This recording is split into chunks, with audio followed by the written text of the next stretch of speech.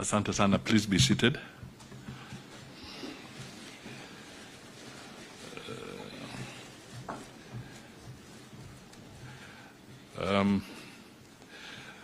Before I make my remarks, let me just tell Dr. Abraham Singoi, it's actually a historical moment.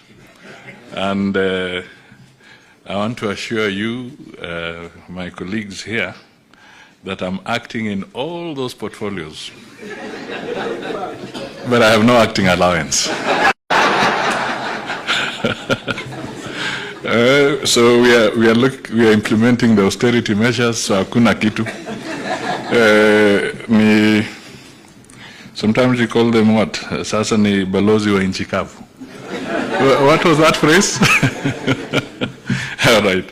So let me make my formal remarks. The Honorable Dr.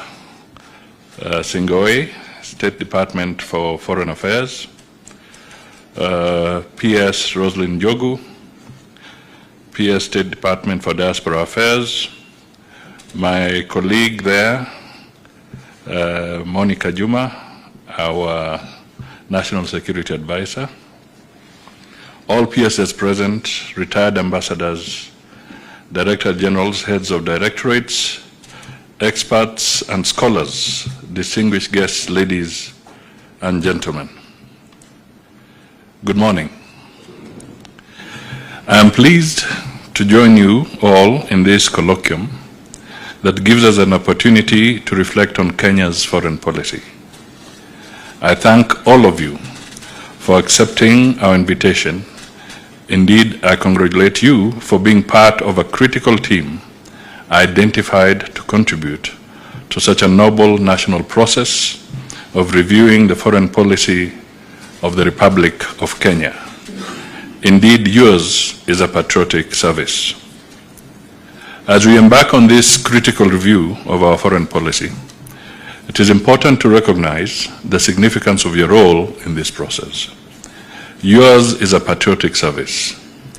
Your contributions will be invaluable, and you can take pride in knowing that a robust foreign policy, enriched by your expertise, will ultimately benefit and transform our nation and the lives of its citizens.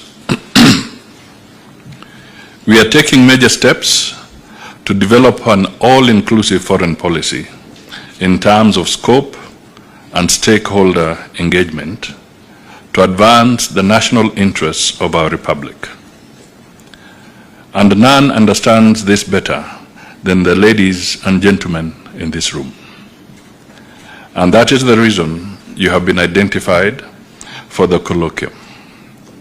They say two heads are better than one, and with all of us here, we should be able to tackle not only our foreign policy, but also answer the perennial question: what came first, the chicken or the egg? Since the foreign policy document was first published in 2014, a decade ago, we have witnessed the impact of momentous changes in the global environment. Kenya's national interests have also considerably expanded as our country seeks to play a greater role in international affairs. Equally important, the ministry has undergone restructuring to align with the domestic and foreign policy priorities of the government. To this end, the review process needs to capture the principles of open governance and public participation. We cannot continue handling our foreign policy as a secret agenda, literally foreign to our citizens. This underscores the need for a sessional paper to bolster inclusive participation, leverage parliamentary democracy to transcend partisan politics in foreign policy projection, and indeed justify funding of foreign policy implementation. Historically, We have had sessional papers in other sectors, including one on devolution, yet none on foreign policy. You are all aware of the public sentiment, especially during the recent political events, where citizens questioned the significance of the President's foreign trips and his energized diplomatic engagements. Kenya cannot recluse itself from the international community. Kenya is in fact not an island, and our President is not Robinson Crusoe living in isolation. His Excellency is more like a captain of a ship navigating with a full crew of millions of citizens whom he must serve and steer towards prosperity. Even those who vehemently protest about the coconuts on the island.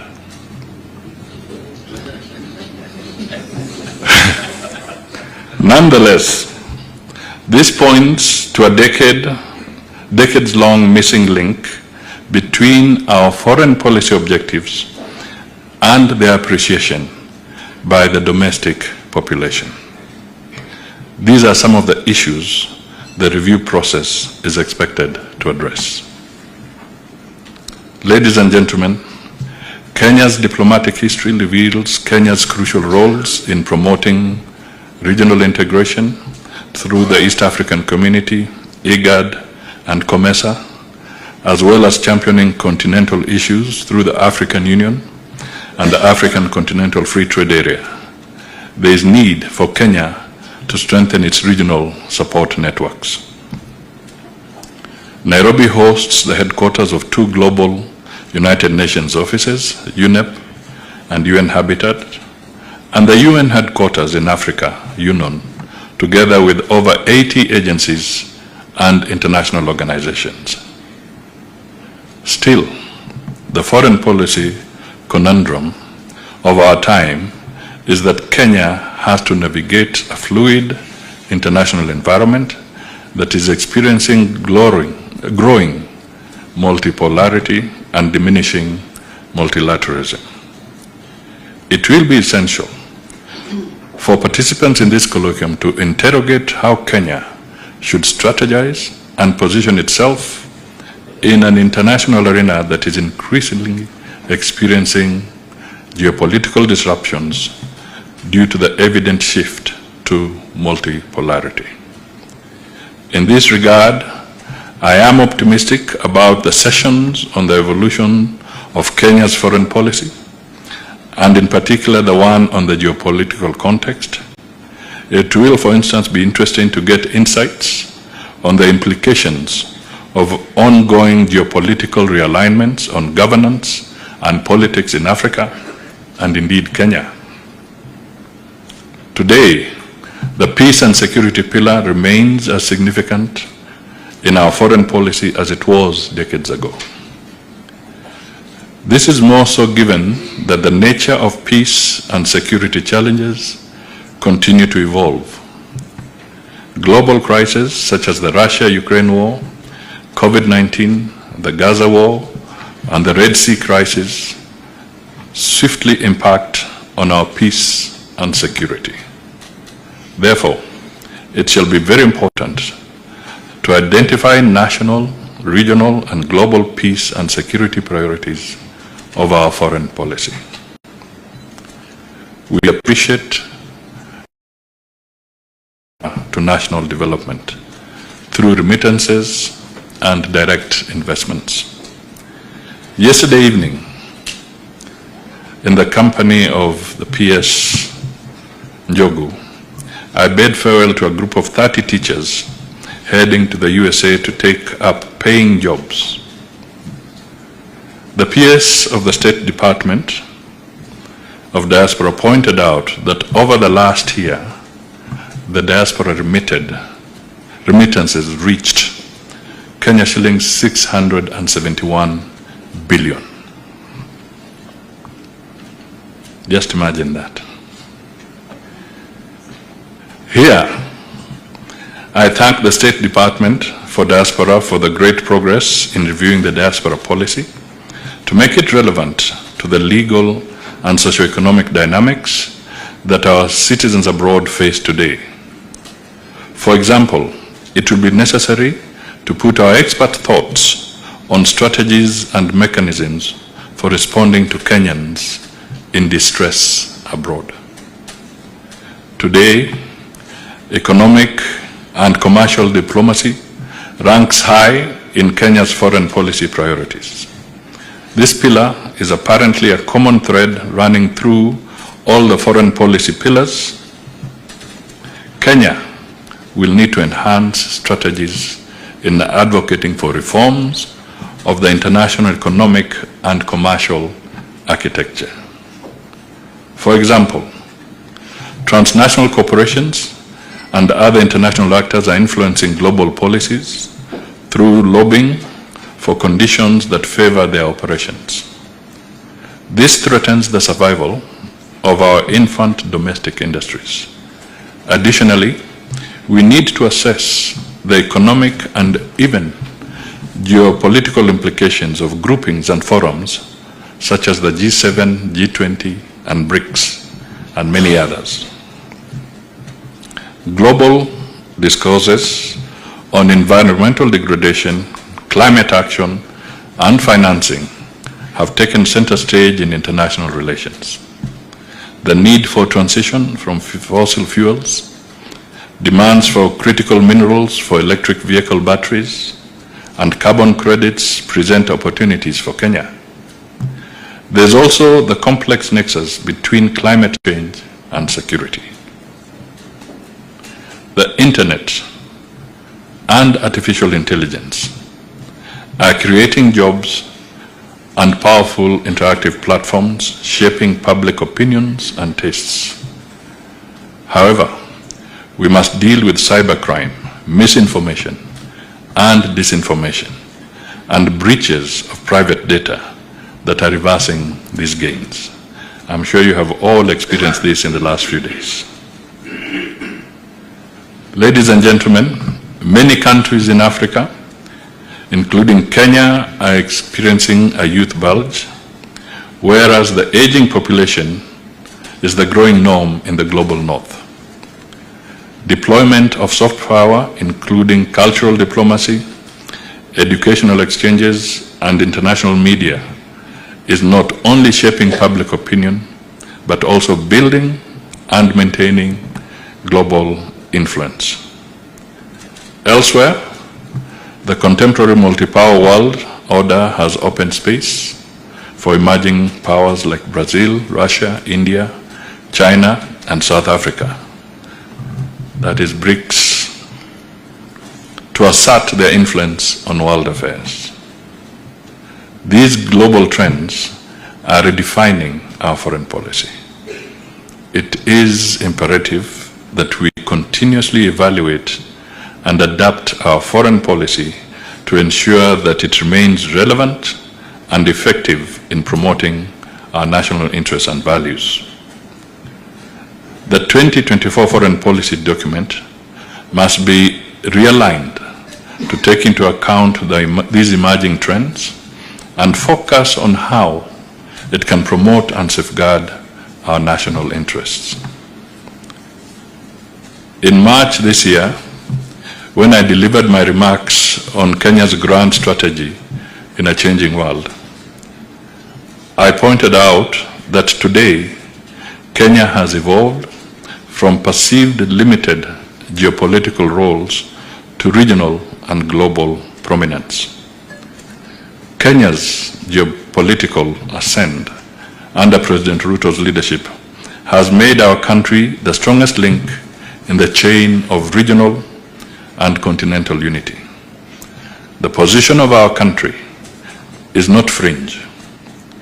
We are at the center of decision-making to answer regional and global diplomatic questions. This process enables Kenya to adopt its own thinking, planning, and evidence-based decision-making in foreign policy. I encourage you to identify areas for bottom-up transformative change from our international engagements. For instance, what strategies should we develop to translate our great performance internationally into domestic dividends, including economic growth, better quality of life, and the beneficial geopolitical influence? Some additional questions for discussions include: what strategies can we employ to sufficiently fund our diplomatic missions abroad? We may need to think out of the box, including the effective use of our assets abroad in resourcing our foreign service and the foreign policy objectives. Also how well we are grounded in the multilingual and indeed multi-skilled preparation of our youth and foreign service officers for global engagements. Accordingly, the future of our nation's place on the global stage depends on the strength and clarity of the foreign policy we craft together. With your expertise and dedication, we can develop a policy that advances Kenya's national interests globally. Let us make this process a testament to what we can achieve when we unite for a common purpose, the good and greatness of our homeland. This colloquium is an opportunity to reflect on our past achievements, critically assess our current approaches, and envision a future where Kenya collectively continues to thrive and lead on the global stage. It is now my pleasure to officially open the colloquium on the review of Kenya's foreign policy. I wish you fruitful and engaging deliberations. Thank you. Asanteni sana.